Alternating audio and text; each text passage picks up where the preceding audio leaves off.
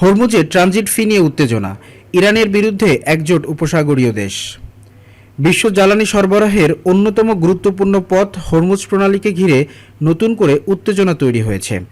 জাহাজ চলাচলে ট্রানজিট ফি আরোপের সম্ভাবনা নিয়ে ইরানের বিরুদ্ধে সরব হয়েছে সংযুক্ত আরব আমিরাত সহ উপসাগরীয় দেশগুলো।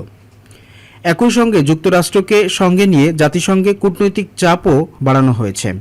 শুক্রবার নিউ ইয়র্কে এক ব্রিফিংয়ে জাতিসংঘে আরব আমিরাতের স্থানীয় প্রতিনিধি মোহাম্মদ আবু সাহাব বলেন, হরমুজ প্রণালী দিয়ে যাওয়া জাহাজের উপর কোনো ধরনের ফি চাপানো গ্রহণযোগ্য নয়। আন্তর্জাতিক সমুদ্রপথকে চাঁদাবাজির আওতায় আনা যাবে না। তিনি অভিযোগ করেন, প্রণালীতে মাইন পেতে রাখা হয়েছে এবং জাহাজ চলাচলে কর আরোপের চেষ্টা চলছে। পাশাপাশি হুমকি ও হামলার ঘটনাও অব্যাহত রয়েছে বলে দাবি করেন তিনি। এই প্রেক্ষাপটে উপসাগরীয় দেশ ও যুক্তরাষ্ট্র যৌথভাবে একটি খসড়া প্রস্তাব তৈরি করছে। প্রস্তাবে প্রণালী থেকে মাইন অপসারণ এবং খাদ্য, ত্রাণ, সার পরিবহনের জন্য মানবিক করিডোর চালুর বিষয় অন্তর্ভুক্ত করা হয়েছে। বাহরাইনের প্রতিনিধি জামাল ফারেস আল রোয়াইন বলেন, আন্তর্জাতিক জাহাজ চলাচলের জন্য হরমুজ প্রণালীকে নিরাপদ ও উন্মুক্ত রাখা অত্যন্ত জরুরি।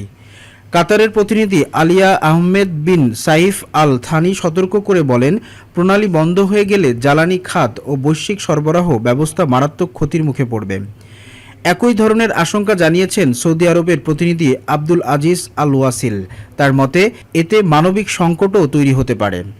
জাতিসংঘে যুক্তরাষ্ট্রের প্রতিনিধি মাইক ওয়াল্টেজ বলেন, হরমুজ প্রণালীতে ইরানের কর্মকাণ্ড আন্তর্জাতিক নৌ চলাচলের স্বাধীনতার জন্য হুমকি।